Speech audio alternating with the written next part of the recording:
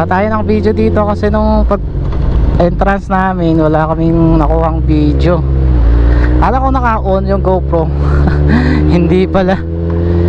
So ito yung kabilang side ng Kaibiyang dito sa checkpoint ng mga Marines. Ayan, Kaibiyang Tunnel. At papasok na tayo. Sabi ng mga iba kailangan daw busi-busi na.